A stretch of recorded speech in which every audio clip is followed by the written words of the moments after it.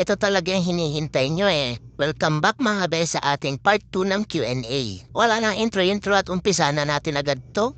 How did your parents come to have you in their lives? Grabe namang tanong to. Unang tanong pa lang pang Miss Universe na agad ba? Wala bang Tagalog dyan, mami? Ito. Hello, Chopper. Kwento mo po kung paano ka napunta kila mami mo. Your chismosong kapitbahay, Kung Kung. Yan.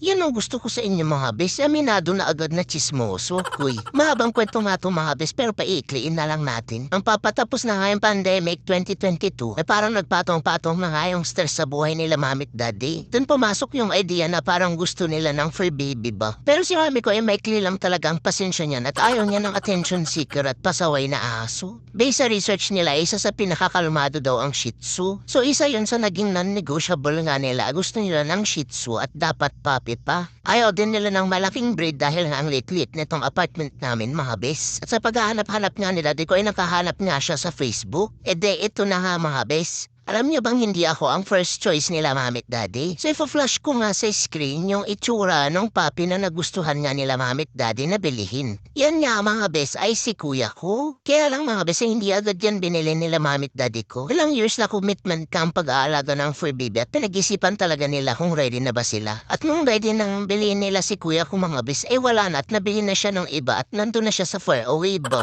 Ito na nga mga bes, ako na lang yung natira. At muntik na akong hindi bilihin mga bes dahil mukha daw akong daga sabi ni mami ko. Ang layo nga din daw kasi ng itsura ko doon sa itsura nung gusto nilang bilhin. At nagbago ang lahat nung naakit ko na nga sila sa charm ko nung nag-send yung nagbebenta ng video ko mga bes. Aba yung stress nilang katawang lupa ay biglang nabuhayan mga bes nung nakita yung video ko. For some reason ay nakakita nga sila ng spark sa akin mga bes at hanap-usap deal na agad.